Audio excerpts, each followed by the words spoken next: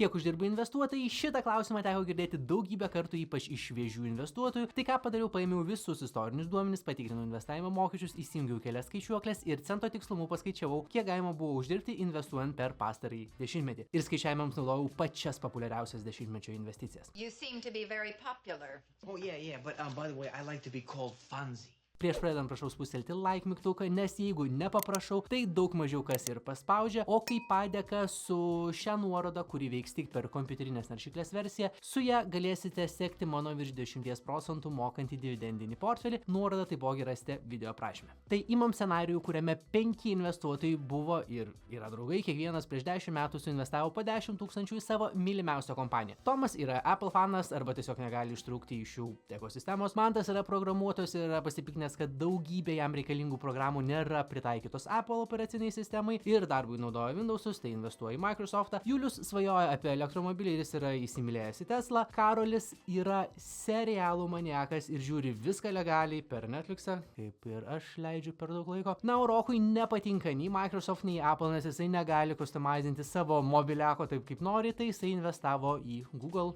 dabar tai Alphabet. Tai įgyvendinant savo naujų metų rezoliucijas, kiekvienas 2015 metų pirmosiomis dienomis investavo po $10,000 į savo numylėtasias kompanijas ir atšventus 2025 metus, praėjus 10 metų, pardavė savo investicijas ir susėdo pasigirti vienas prieš kitą. Tai Apple entuziastas Tomas 2015 metais nusipirko 365,89 Apple akcijas po $27.33 ir 2025 metų pradžioje pardavė akcijas po $193.16 su 822,71% pelnu. Viso už $82,271, kas po 15% gyventojų pajamų mokesčio, tai mokesčių valstybė, yra $61,430,35 pelno ir ko turėtų užtekti nupirkti 40 moksleivių klasiai po stalinį Maką. Programuotojas Mantas nusipirko 213,85 Microsoft akcijas po $46.76 ir pardavė akcijas po $359.12 su 808,53% pelnu, viso už $80,853, kas po 15% mokesčių yra $60,225,05. Julius 2015 metų sausio pradžioje nusipirko 683,99 Teslos akcijas po $14.62 ir pardavė jas po $227.42, kas yra $2176,85% pelnas. Taip, 2176 su viršum procentų pelno, tai akcijas pardavė viso už $217,685, kas po mokesčių yra $176,532.25. Arba 5 pigios naujos Teslos arba kelios brangios išeina už tokią sumą. Tai toks klausimas. Sumokėti 41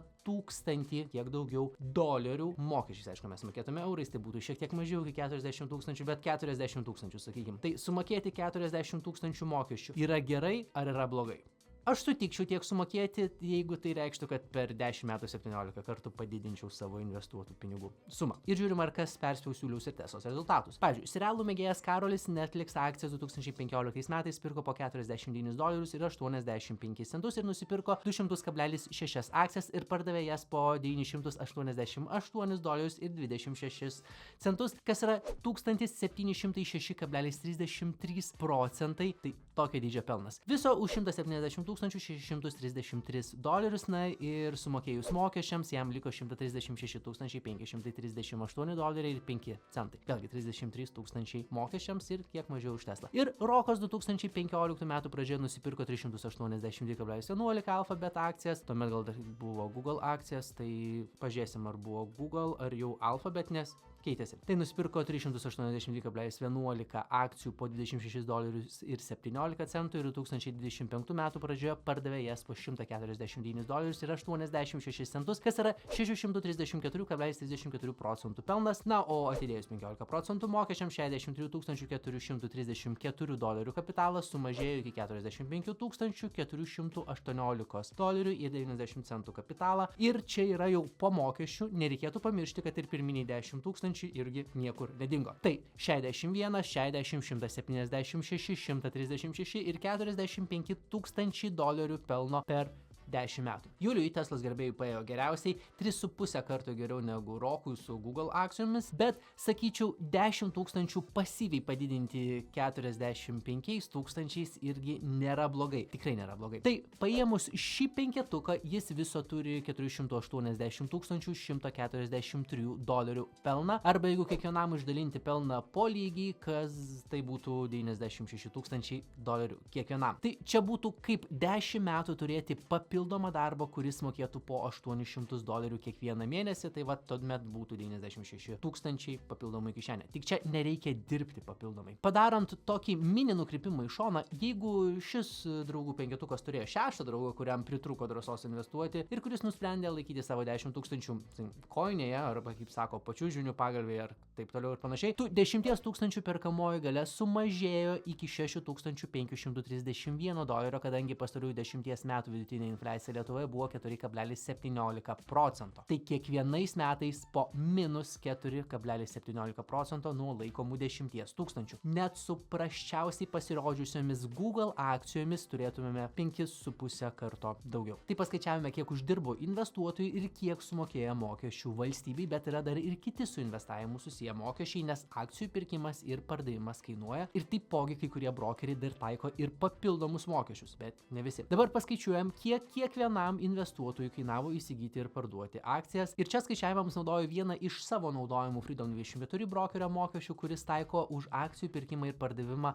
2 eurų fiksuotą mokestį plus po 2 centus už kiekvieną perkamą akcijos vienetą. Tai Tomui nusipirkti ir parduoti akcijas papildomai kainavo 18 eurų ir 64 centai, Mantui 12 eurų ir 52 centai, Juliui 31 euras ir 32 centai, prieš tai sakiau dolerių ir eurai, tai viskas eurais. Ir Juliui daugiau, nes jisai pirko daugiau akcijų vienetų. Karoliui 12 eurų ir Rokui 19 eurų ir 28 centai. Viskas, su akcijų pirkimu daugiau jokių mokesčių, nebent pasirinkote kokį brokerį, kuris, pavyzdžiui, taiko mokesčius už investicijų laikymą ir panašiai, bet online brokeriai tokių bajerių nedaro. Būna kai kurie brokeriai dar ima neaktyvumo mokesčius, tai tiesiog reikia prisijungti prie savo paskyros ir patikrinti, galim net veiksmų nedaryti. Ir jeigu jūs dar tik planuojate pradėti investuoti, arba jeigu jau investuojate, bet dar neturite Freedom24 brokerio paskyros, galite gauti iki 10 akcijų dovanų susikūrus paskyrą ir pradėjus investuoti nuo 2024 gruodžio iki 25 balandžio 30 dienos. Kiekvienos dovanojamos akcijos vertė gali siekti 800 dolerių, galima gauti, kad ir tą pačią Netflix akcijų dovanų. Freedom24 yra licencijuotas europinis brokeris, kas reiškia, investuotojų pinigai yra drausti kompensavimo fondui iki 20 tūkstančių eurų, o pačios investicijos yra jūsų nuosavybė. Ir kaip minėjau, brokerius taiko vienus mažiausių mokesčių Europoje už investicijų įsigymą, tai tik 2 eurai ir 2 centai už akcijos pirkimą. Ir nebūtina turėti iškart tūkstančių, kad galima būtų pradėti investuoti taip, kaip darė anksčiau minėtas penketukas draugų. Akcijas galima supirkinėti, kad ir po